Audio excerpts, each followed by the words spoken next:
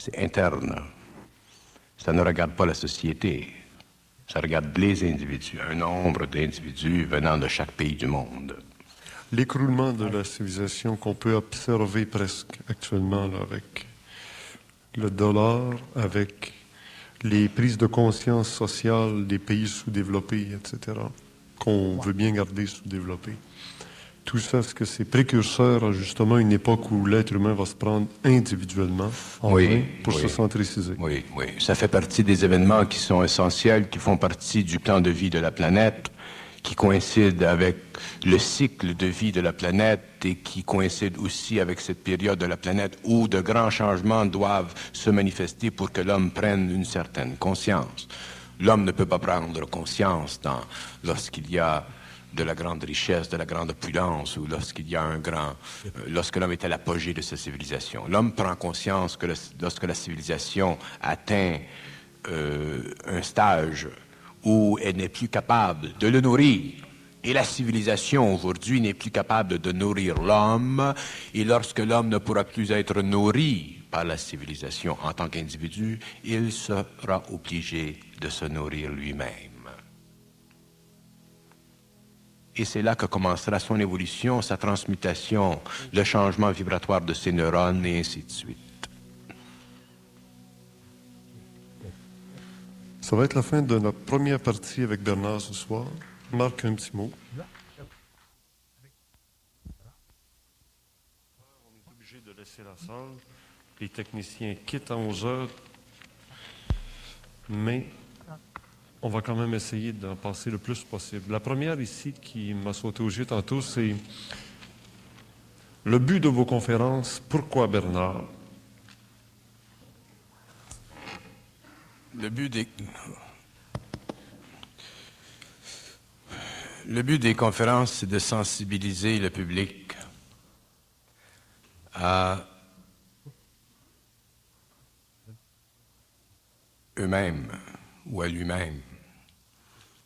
Les gens, les individus qui forment un public ne sont pas sensibilisés à eux-mêmes, ils sont sensibilisés à des influences extérieures, et les individus qui font partie de cette masse très vaste qu'on appelle le public, souvent des individus qui ont des expériences intérieures essentielles à leur évolution. Ces gens-là doivent comprendre l'importance de leur expérience et aussi comprendre l'importance de ne pas se laisser influencer de l'extérieur pour qu'ils puissent comprendre, connaître, vivre de leur expérience d'une façon de plus en plus totale. Alors, le but des conférences, c'est un début, parce qu'il y en a plusieurs. Un début des conférences, c'est justement ça, de sensibiliser le public ou les individus dans le public à eux-mêmes pour qu'ils apprennent à être de plus en plus autonomes, pour qu'ils apprennent à réaliser qu'ils ont en eux des facultés ou des sensibilités ou des perceptions ou des formes d'intelligence qui sont essentielles à leur évolution et qui font partie de leur évolution. Et tant que les hommes n'auront pas suffisamment d'appui de l'extérieur, leur démontrant l'importance de leur expérience personnelle, ils seront toujours portés à aller vers l'extérieur pour faire corroborer, pour faire expliquer ce qu'ils sentent et souvent ce qu'ils savent. Des individus dans le public doivent comprendre par le biais d'une instruction qui est la mienne, des aspects qui leur permettent éventuellement d'individualiser de plus en plus ce qu'ils sont, de reconnaître ce qu'ils sont et de ne pas toujours se fier sur les autres pour qu'ils puissent enrichir leur propre vie, leur propre personnalité. On va essayer de faire des réponses courtes, Bernard, parce qu'il y en a beaucoup de questions. Quelles sont les lois universelles à part de la loi d'harmonie et la loi du mensonge cosmique? Il y a beaucoup de lois universelles. Ce qu'on appelle les lois universelles, dans le fond, sont la façon ou les façons dont réagissent les unités composantes de l'universel. La loi universelle pour un homme qui est spirituel, c'est une chose. La loi universelle pour un homme qui est conscient, supramental, c'est une chose. La loi universelle pour un homme qui est dans les terres, c'est une autre chose. Dans le fond, une loi universelle, c'est une relation parfaite entre le mouvement de la lumière et les unités composantes ou complexes qui servent à l'évolution. Il n'y a pas une loi universelle. Souvent, on parle de la loi universelle parce que tout se ramène à l'unité.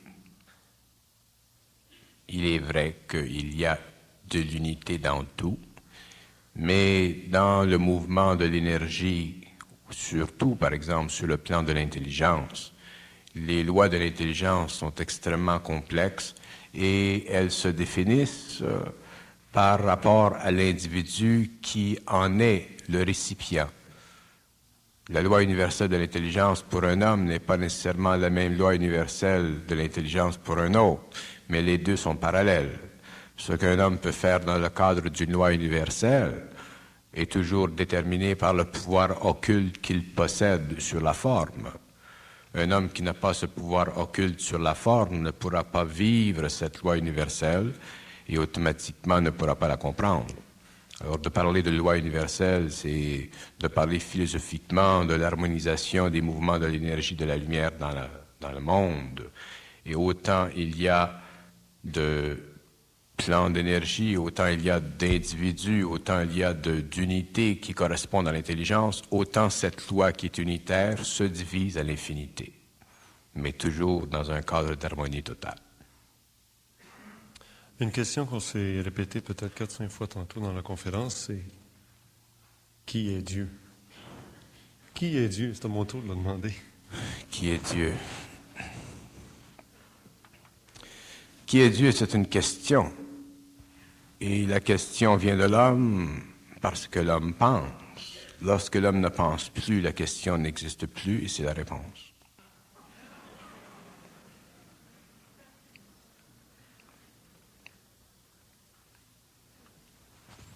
Et lorsque l'homme est dans cette réponse, ou qu'il est dans le savoir de cette réponse, et qu'il découvre d'autres plans de la réalité, il s'aperçoit que le concept de Dieu, le concept humain de Dieu, est un concept qui sert à l'évolution progressive de la spiritualité humaine, mais que, au-delà du mental inférieur de l'homme, le concept de Dieu ne sert plus à l'évolution parce que l'homme est déjà parfaitement en harmonie avec les forces de l'évolution.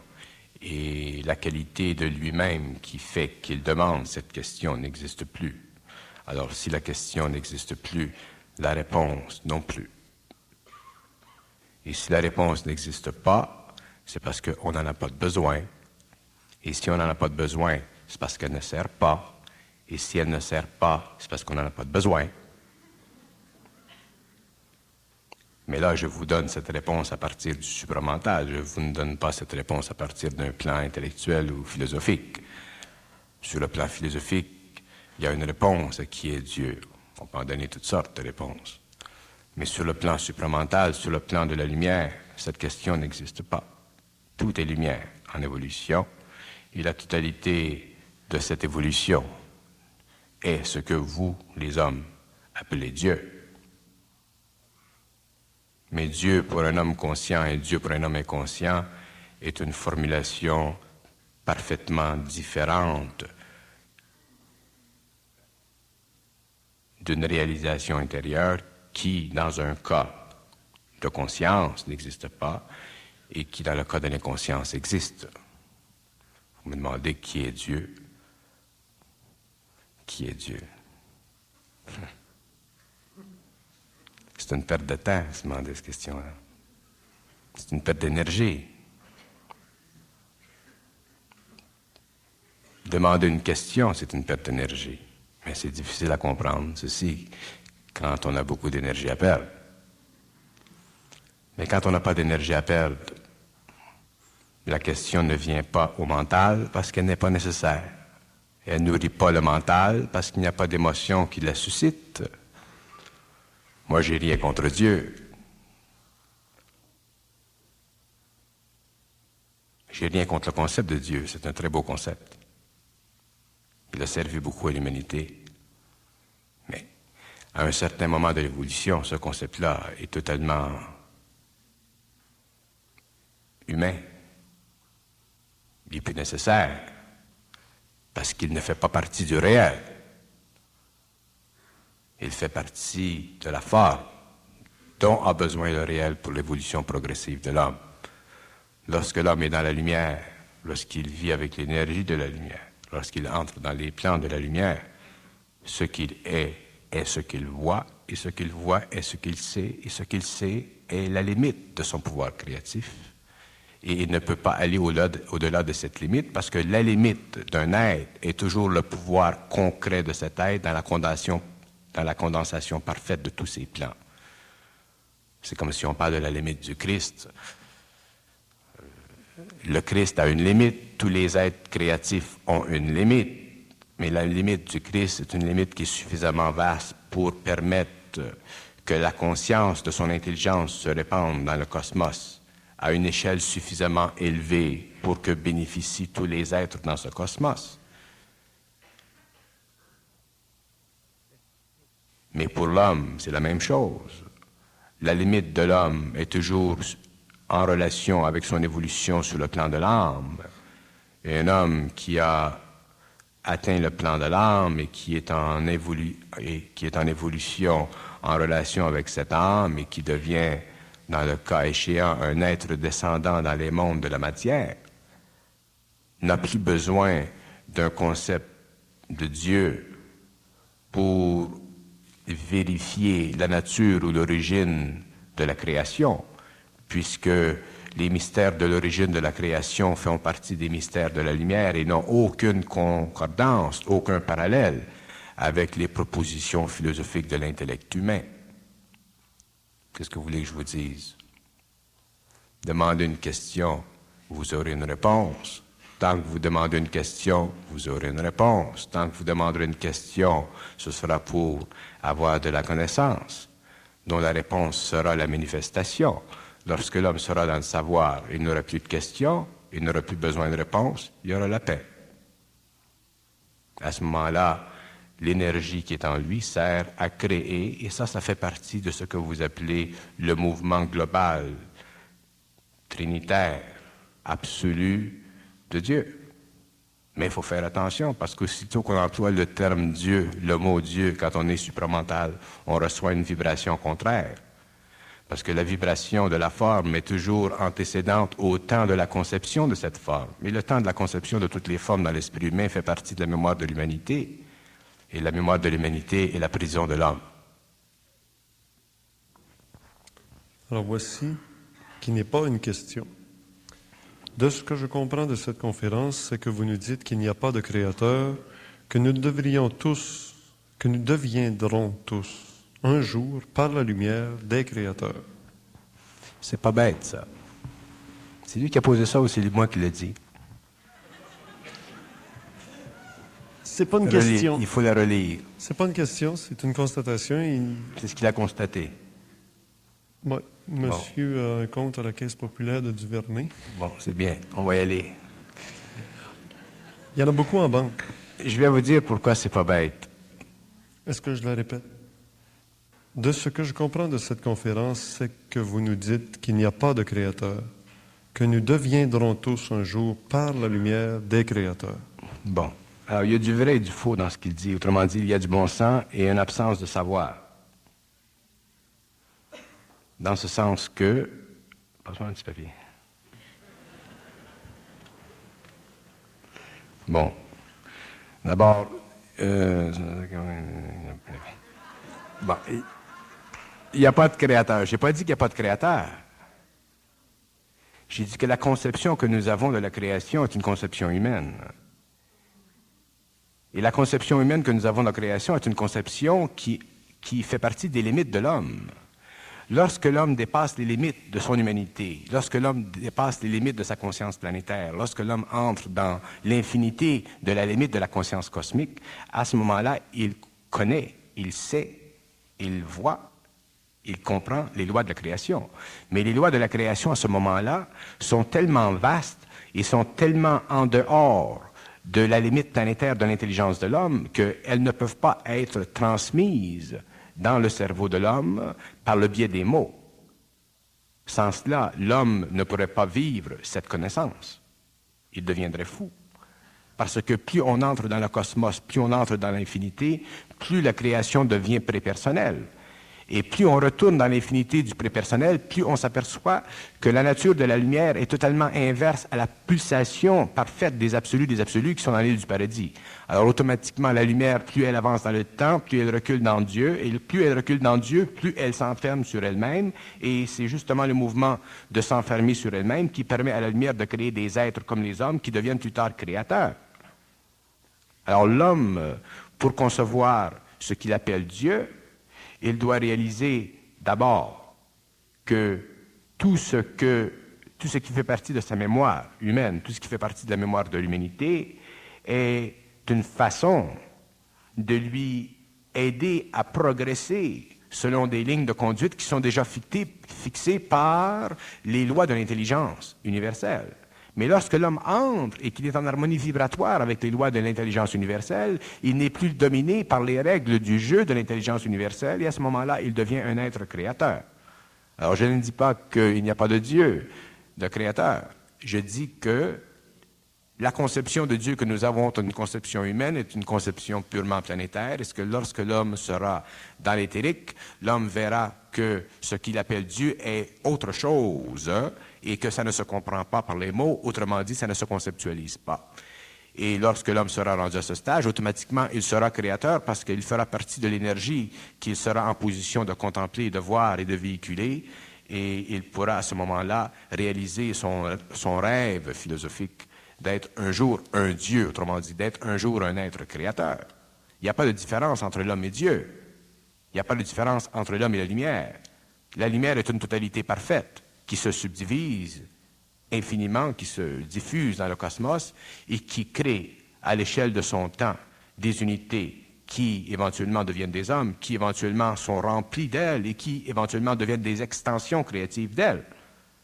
Mais dès que l'on pense en termes d'infinité, on divise l'homme en deux. L'homme cosmique, l'homme planétaire, et on ne connaît pas l'homme cosmique. Automatiquement, on reste simplement avec l'homme planétaire, l'homme philosophique, et on diminue en nous, par le biais de notre façon de penser, notre pouvoir de contempler l'intelligence, de savoir, de vivre de l'intelligence et d'explorer par l'intelligence et les mouvements de cette intelligence dans nos corps qui nous amènent à l'éther, les différentes dimensionnalités du cosmos. Ce n'est pas le but de la vie de comprendre Dieu. Le but de la vie, c'est de se comprendre soi-même. Lorsque l'on se comprend soi-même, on sait qu'est-ce que ça veut dire comprendre Dieu.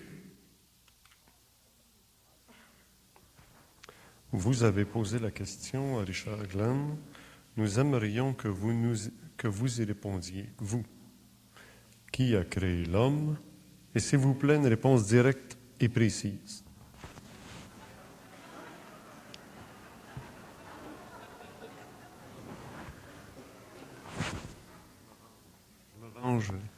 C'est une manière de se venger.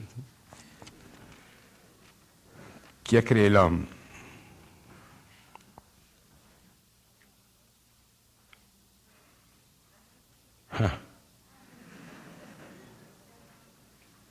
C'est une bonne question.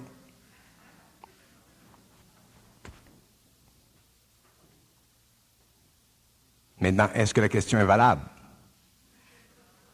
Elle est valable si on s'y intéresse. Et si on s'y intéresse, on veut une réponse. Et si on veut une réponse, on cherche à comprendre la question et la réponse en même temps parce qu'on a émotivement une raison qui nous amène à découvrir le pourquoi de notre origine afin que nous puissions, au niveau de notre intellect, de notre intelligence, nous situer dans le cosmos. Mais on ne peut pas se situer dans le cosmos par une question répondue. On se situe dans le cosmos dans le vide total de notre conscience. C'est dans le vide de la conscience de l'homme que l'homme se situe dans le cosmos. Ce n'est pas par l'explication philosophique ou cosmologique à l'aide des mots qu'il peut se situer. Alors ma réponse à d'où vient l'homme, qui a créé l'homme, c'est celle-ci. C'est que tant que vous chercherez à connaître les origines de l'homme, vous chercherez à connaître les mystères de l'homme. Et tant que vous chercherez à connaître les mystères de l'homme, vous ne pourrez pas connaître votre propre mystère. Et tant que vous ne connaîtrez pas votre propre mystère, vous ne pourrez pas répondre à la question d'une façon parfaite et à la conceptualiser d'une façon parfaite parce qu'elle sera toujours parfaitement incomprise de la part de votre intelligence inférieure.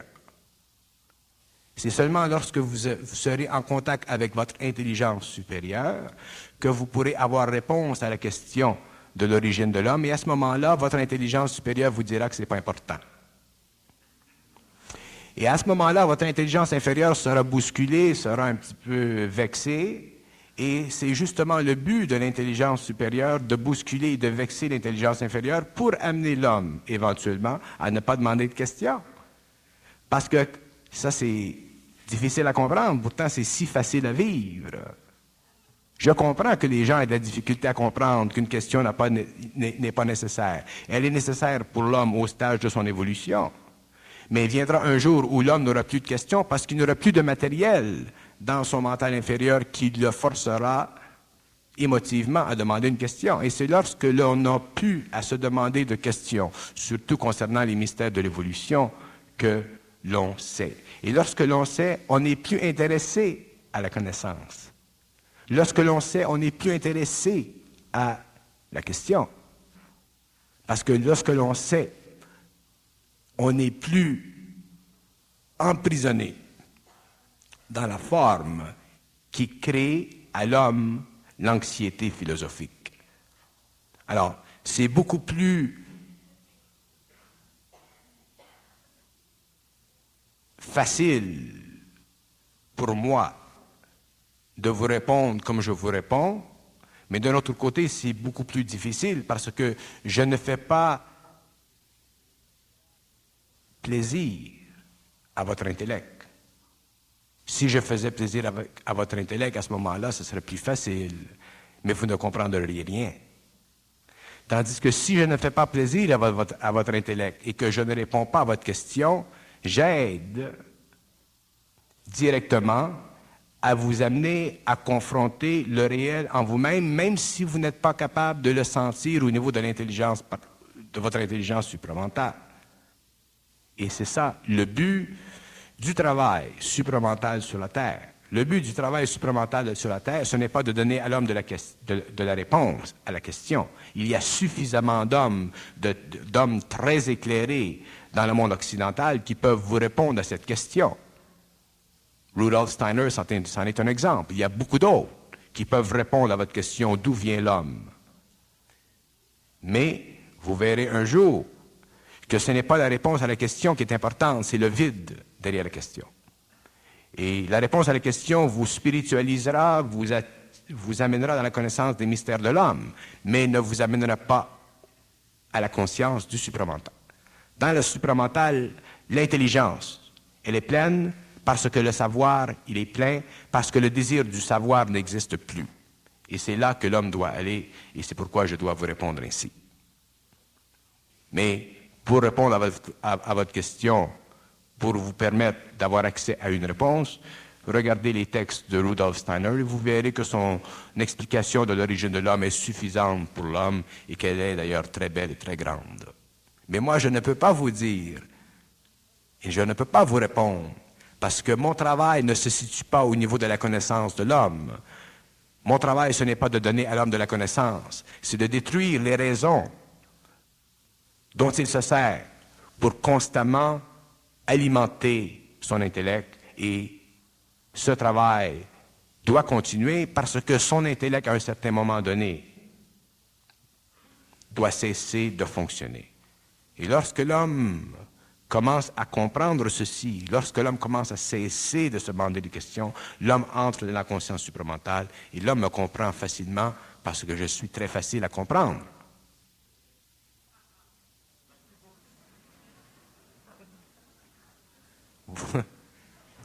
Vous riez parce que vous pensez. Mais si vous ne pensiez pas, vous ne ririez pas parce que vous sauriez que tout ce qui est supramental est très simple. C'est l'intellect qui le complexifie. L'homme est fait de deux choses. L'homme est planétaire et l'homme est cosmique. Mais l'homme planétaire doit devenir cosmique. Et lorsque l'homme est devenu cosmique, il n'est plus intéressé à la dimensionnalité de son expérience planétaire. Ce qui était planétaire pour lui avant, qui était important pour lui avant à tous les niveaux, c'est totalement dépassé. Alors, l'homme cosmique ne peut pas se mettre sous les conditions de l'homme planétaire. C'est pourquoi que je ne peux pas répondre à ces questions, parce que mon travail est de défaire tout ce qui amène ceci dans la vie de l'homme. Mais comme j'ai dit, regardez Steiner, regardez l'ésotérisme chrétien de Steiner ou des œuvres qu'il a fait et vous verrez qu'il y a des réponses à votre question qui satisferont votre intelligence et votre curiosité ésotérique ou spirituelle. Si jamais je vous parle de l'origine de l'homme, je vous explique l'origine de l'homme, ce serait dans des conditions où ce que je fais ne sera pas impliqué. À ce moment-là, je vous parlerai des origines de l'homme, dans un petit café avec un petit café. Mais déjà, ce sera simplement pour amener de l'eau au moulin. Mais le point que je veux faire, c'est que les hommes doivent un jour réaliser que c'est devenu très important d'arrêter de se demander des questions. C'est évident qu'il y a une réponse à toutes les questions. Le point n'est pas là. Le point est que on doit en arriver à ne pas se demander des questions et se casser la tête, parce que viendra le jour où l'homme, une fois qu'il sera dans la lumière de l'éther, qu'il aura accès aux archives, l'homme connaîtra tout de l'évolution. Mais à ce moment-là, il travaillera d'une façon créative, il servira de l'information pour des fonctions créatives, au lieu de se servir de l'information pour créer entre lui et la lumière un mur. Et le mur, c'est l'intellect. C'est pourquoi je ne réponds pas à votre question. Avec tout le respect que j'ai à votre personne.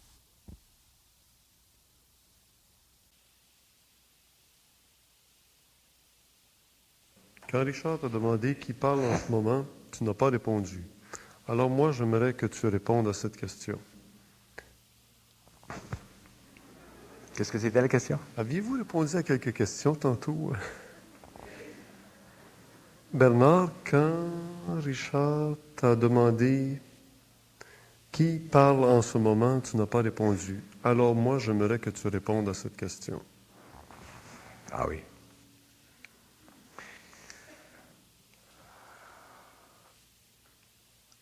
Qui parle en ce moment? Bon. Dans l'homme, il y a l'esprit de l'homme. Il y a l'ego de l'homme, il y a l'âme de l'homme et il y a la lumière.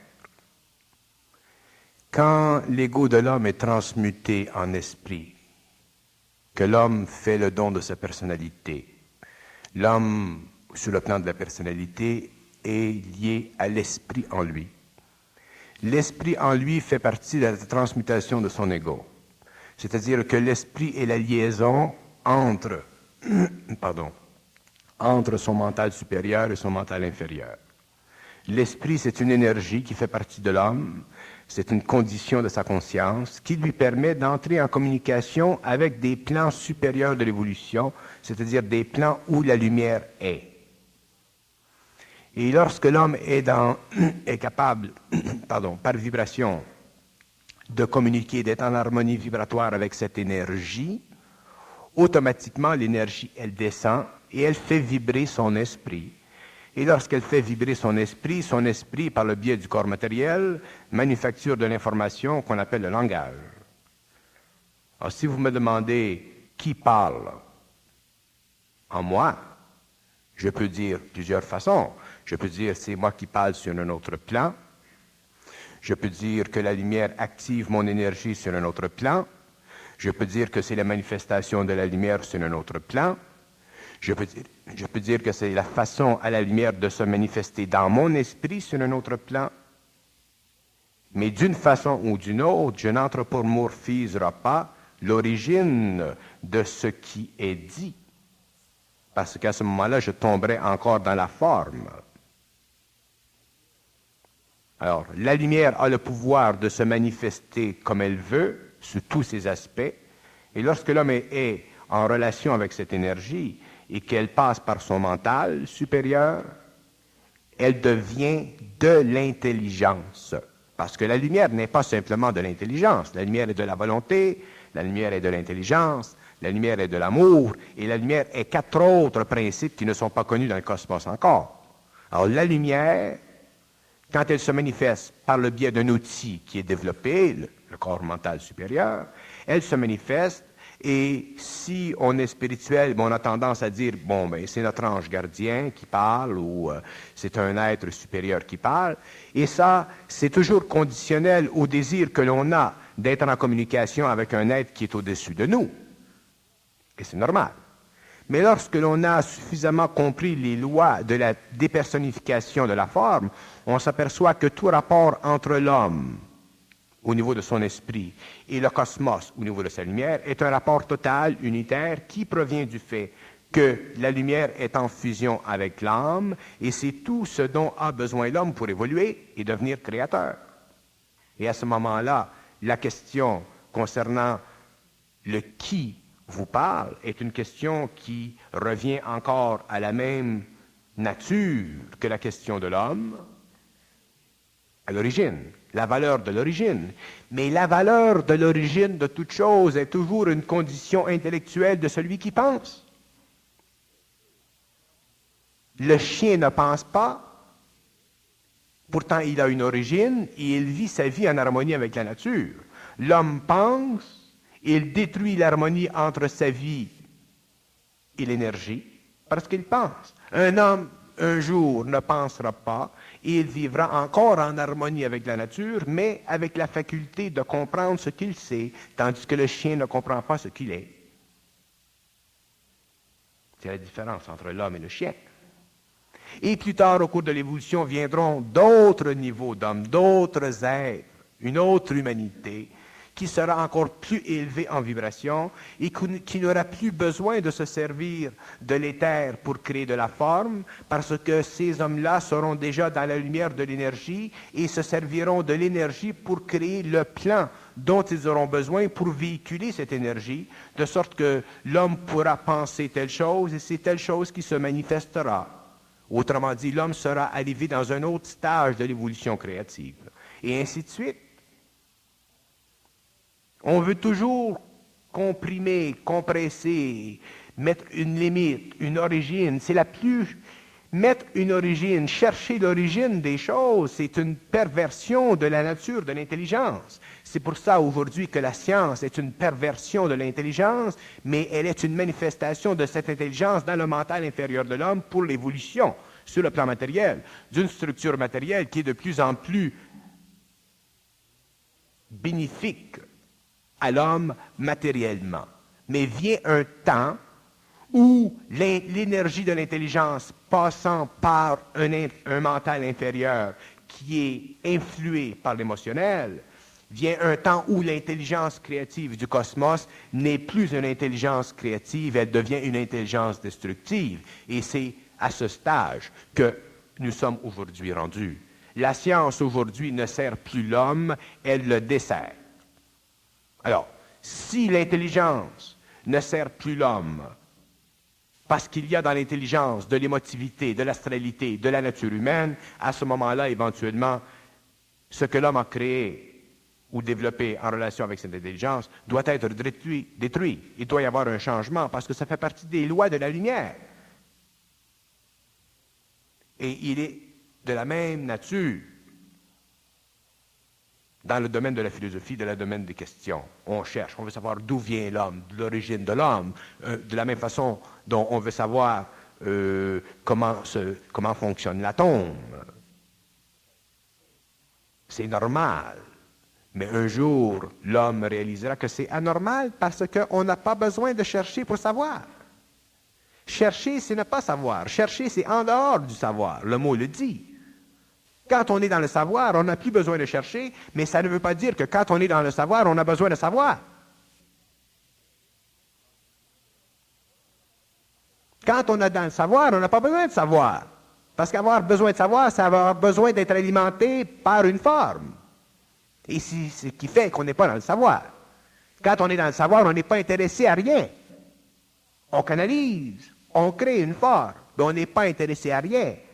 Parce que c'est justement la nature même du savoir de ne pas être intéressé à rien, parce que être intéressé à quelque chose, c'est égocentrique, c'est égoïque. Et quand on est dans le savoir, on n'est plus dans l'ego, on est dans l'esprit de l'ego.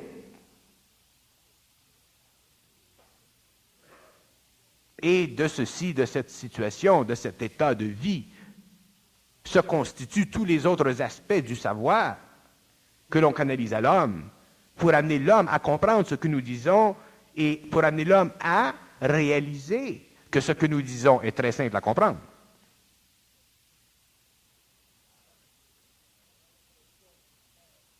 On a l'impression sur la Terre que notre vie est de nos affaires. Notre vie n'est pas de nos affaires. On la fait de nos affaires et on la fait mal.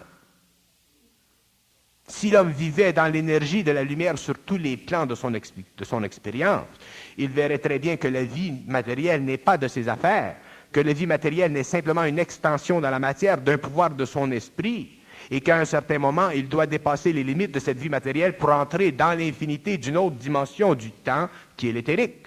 Et il réalisera à ce moment-là que, sur le plan matériel, tout était transitoire, que l'homme est dans la matière simplement par transition, et qu'il doit un jour retourner au monde parfait de la lumière éthérique. Et c'est là que l'homme sera homme, c'est là que l'homme sera surhomme, c'est là que l'homme sera immortel, c'est là que l'homme connaîtra les lois de l'évolution, les lois de l'infinité, que l'homme sera en parfaite harmonie avec l'infinité et que l'homme pourra transmuter constamment à volonté les lois de l'infinité parce que, justement, il sera dans la volonté, l'amour et l'intelligence. Tout le reste, c'est de la niaiserie.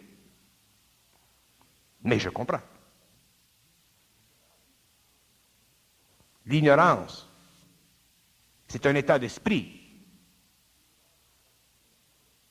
L'ignorance fait partie de l'évolution. Dans l'évolution, il n'y aura pas d'ignorance. Et les hommes sauront. Et les hommes ne demanderont pas aux hommes qu'est-ce que Dieu, qui est Dieu, quelle est l'origine de l'homme, parce que les hommes sauront. Et lorsqu'ils sauront, ils se serviront de ce qu'ils savent au niveau de l'énergie pour constamment alimenter dans le cosmos les réseaux universels de l'évolution pour permettre à d'autres êtres sur d'autres plans d'évolution inférieurs à progresser. Parce que plus un homme est parfait dans l'évolution, plus il doit aider ceux qui sont moins parfaits dans l'évolution. Alors le rôle de l'évolution au niveau de l'homme, le rôle de l'évolution au niveau de la hiérarchie, c'est toujours de faire monter le niveau de l'énergie du cosmos, de faire monter le niveau de l'énergie qui se distribue sur les plans, sur les réseaux d'acceptation, qui sont le mental, l'émotionnel, le vital et le physique de l'homme. C'est le seul but de l'évolution. Et c'est ce qu'on appelle l'aperfectionnement de Dieu. Et lorsque tout ceci sera fini, dans le temps que ça prendra, un temps qui n'est pas de l'intelligence de l'homme, de l'intellect de l'homme, un temps que ce n'est même pas intéressant de le savoir, ce temps. Parce que si c'est intéressant, il y a encore de l'égocentricité, de l'intellectualisme. Lorsque le temps sera révolu, lorsque les temps seront avancés, lorsque la perfection sera de plus en plus grande, Dieu sera parfait. Et tant que ceci ne sera pas fait, Dieu ne sera pas parfait. Parce que demander si Dieu est parfait ou non, ça implique toujours, ça invoque toujours chez l'homme la nécessité d'avoir quelqu'un au-dessus de lui qui soit parfait pour que lui, dans son imperfection, puisse tendre vers cette perfection. Sans ça, si Dieu est imparfait, qu'est-ce qu'on est, nous, les hommes? Sachant déjà que nous ne sommes pas parfaits, imaginez-vous si on s'imaginait que Dieu n'était pas parfait, il y aurait des crises d'épilepsie dans le monde. Fait que le bonhomme en haut, il faut qu'il marche son affaire pour que nous autres, on ait au moins l'espoir que ça marche. Parce que lui, si son affaire ne marche pas, nous autres, on est en banqueroute. Mais ça fait partie des jeux de l'esprit de l'homme. Ça fait partie des jeux de l'intellect de l'homme. Ça fait partie des jeux de l'émotion de l'homme. Et c'est pourquoi que l'homme n'est pas lui-même. L'homme n'est pas dans sa lumière. L'homme n'est pas créateur. L'homme n'est pas autonome. L'homme n'est pas dans la loi de la lumière. C'est pour ça que l'homme est ignorant. C'est ça l'ignorance. On peut parler infiniment des choses. Il faut que ça serve. Si ça ne sert pas, il ne faut pas parler. Peut-on accéder à la conscience pure par étapes où le passage au supramental par l'initiation solaire ou autre se fait d'un coup?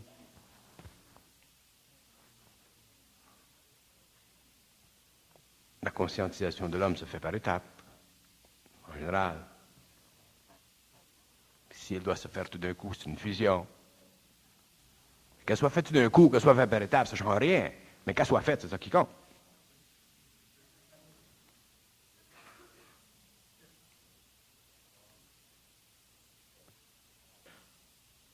Si vous avez rien assez fort pour que ça se fasse tout d'un coup, tant mieux. S'ils sont moins forts, attendez. Que ça se fasse, c'est ça qui compte. Et ça se fera. Avec ceux qui doivent le vivre. Ceux qui ne vivront pas la conscience supramentale sur la Terre devront mourir pour évoluer sur d'autres planètes, pour ne pas empêcher l'évolution de la planète ici. C'est normal.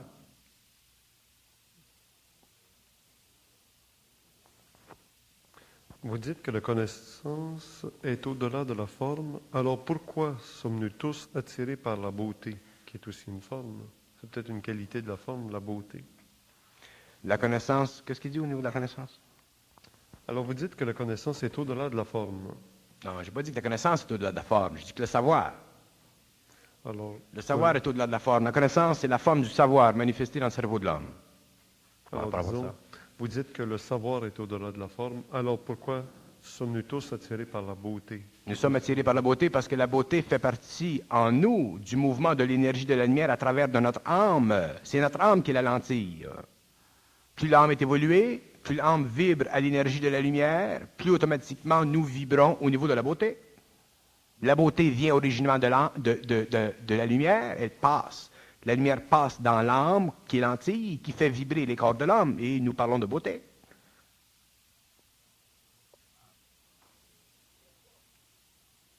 La beauté, c'est une vibration.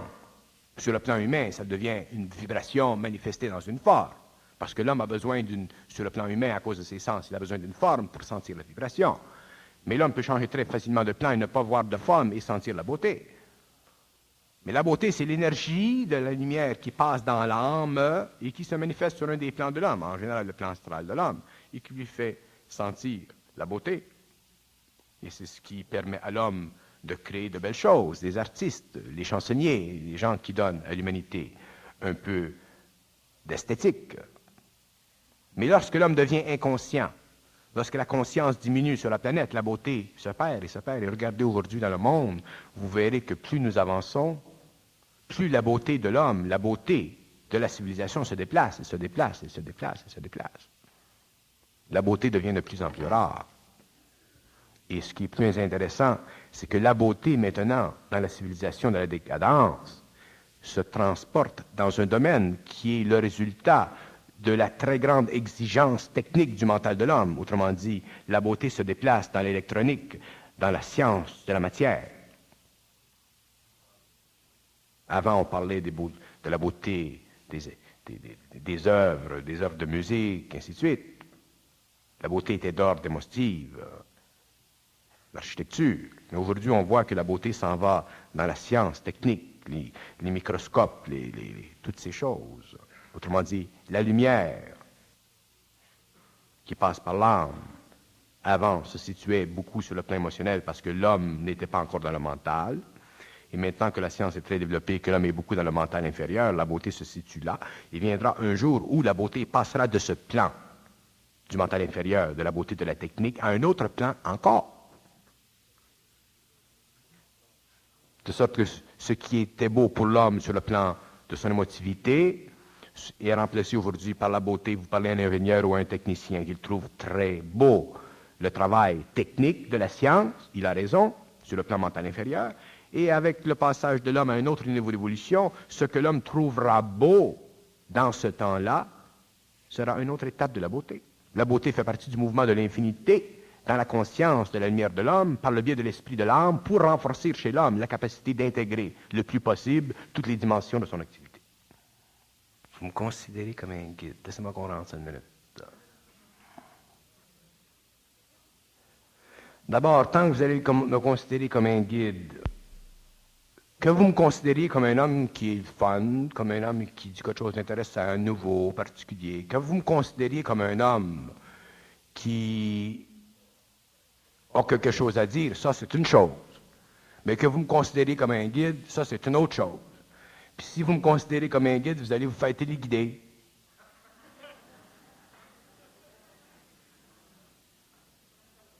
Alors, si ce que je dis, ça a du bon sens, ou c'est le fun, ça marche.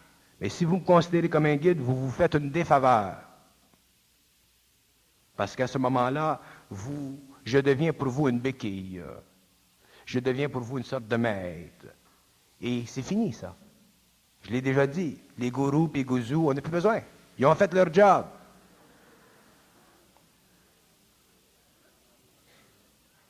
Apprenez à vous apprécier, à vous sentir intérieurement.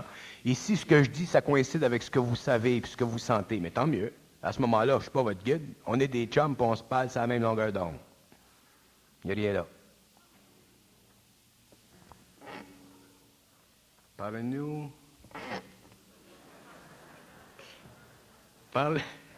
Parlez-nous du fonctionnement des homologues universels dans l'univers. L'homologue universel dans l'univers, c'est d'enregistrer pour l'homme toutes les facultés possibles de son entendement, c'est-à-dire de permettre à l'homme d'enregistrer consciemment dans l'infinité de sa perception, dans le moment où il vit, suffisamment d'informations sur le plan vibratoire pour permettre que l'homologue universel puisse un jour rentrer en contact avec lui et établir une liaison au niveau de l'âme pour qu'un jour ils puissent développer ensemble des plans d'évolution. Ça, c'est une petite définition. Quelle sorte d'homologue universel fusionne avec l'homme? Les homologues universels sont de plusieurs natures, il y en a des milliards, et ceux qui fusionnent avec l'homme sont ceux qui doivent fusionner avec tel individu. Alors, selon l'évolution de tel homme, il y a tel homologue universel. Les homologues, à cause de la nature prépersonnelle de leur luminosité, peuvent facilement voir dans une planète ou dans un réseau de planètes certains individus qui ont un potentiel quelconque. Alors, un homologue universel qui est très évolué va aller chercher un homme très évolué et va essayer de l'amener à un niveau de fusion éventuel. Un homologue universel qui a moins d'expérience va prendre moins de chance et va s'organiser pour aller chercher un homme qui est un petit peu moins évolué et va essayer aussi de l'amener vers la fusion. Alors, un homologue universel, suivant son expérience, va aller chercher un homme d'expérience. Plus l'homme est évolué, plus l'homologue universel est évolué, ainsi de suite. Un homologue universel peut-il vivre deux fois dans la même galaxie? D'abord, un homologue universel les homologues universels ne vivent pas dans la galaxie. Les homologues universels sont en dehors du temps. Pourquoi l'homme n'a-t-il pas fusion avec Jésus de Nazareth? Pourquoi l'homologue n'a-t-il pas fusionné avec Jésus de Nazareth? Qu'est-ce que vous en savez? Qu'est-ce que vous en savez que Jésus de Nazareth n'était pas fusionné? Je vais vous dire une chose concernant Jésus de Nazareth. C'est intéressant parce que personne ne le sait. Les seules choses intéressantes, c'est les choses que les gens ne savent pas, parce qu'elles n'ont jamais été dites. Dans Jésus de Nazareth, il y a 7 facultés. La première faculté, c'est la faculté matérielle. La deuxième faculté, c'est la faculté vitale. La troisième, c'est la faculté émotionnelle. La quatrième, c'est la faculté mentale inférieure. Les 3 autres facultés supérieures étaient tellement élevées en lui que sa conscience, à partir du moment où il a vécu la fusion, lui permettait de se donner sur le plan matériel en tant qu'initié, de vivre la mort. Je vais vous dire une chose, essayez de comprendre ce que je veux dire. L'homme a trois principes au-dessus de son humanité: l'intelligence, la volonté, l'amour. Et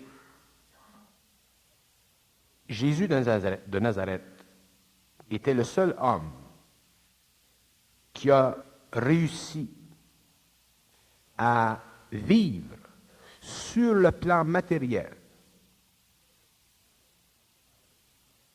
le principe de l'amour. Quand je dis le principe de l'amour, je parle de la conscience de l'amour. Le seul. Et il n'y en aura jamais d'autre. La conscience de l'amour, l'amour, le principe de l'amour, vive l'amour sur le plan matériel. C'est le plus haut niveau d'initiation possible qu'un être peut vivre. C'est pour ça que Jésus de Nazareth, le Christ, a été celui qui a permis la réouverture des circuits universels pour que l'homme aujourd'hui, puisse, comme ce sont Saint-Clair là, qui me fait rater.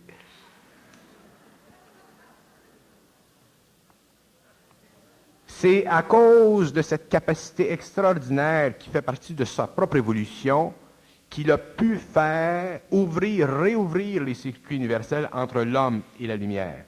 Et ça, c'est parce qu'il a été capable de vivre sur le plan matériel de l'amour, du principe de l'amour.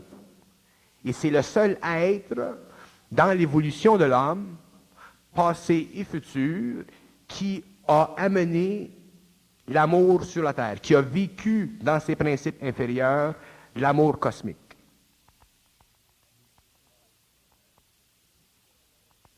Alors, Jésus de Nazareth était fusionné, et son effusion était tellement importante pour l'humanité que s'il n'était pas venu, s'il n'avait pas réussi à descendre ce principe dans la matière, l'homme aujourd'hui n'aurait pas pu recommuniquer avec la lumière. Il y a des êtres qui vivent le principe de l'intelligence sur la terre, dans la matière, mais ils ne peuvent pas vivre le principe de l'amour dans la matière. Moi, j'en suis un.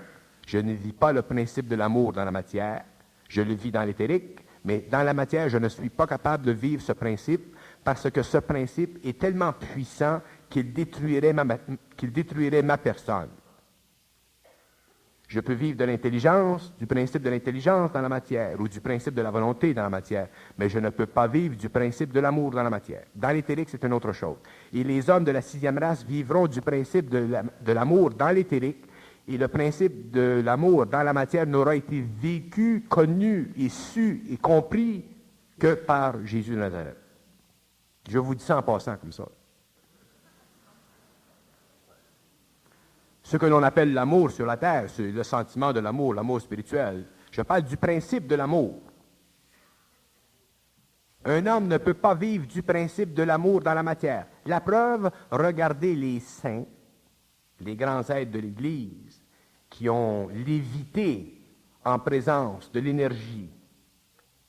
Ils devaient être automatiquement sujets aux lois de la lumière pour vivre le principe de l'amour qui les amenait à un état d'extase extraordinaire, qui les ramenait une fois qu'ils étaient dans la matière, qui les forçait à vivre une vie très, très, très simple. L'homme ne peut pas vivre de l'amour dans la matière. Puis ça, c'est d'ailleurs un des grands secrets de l'évolution. Le Christ est venu pour donner à l'homme la connaissance de ce principe. Jamais l'homme n'a pu vivre ce principe.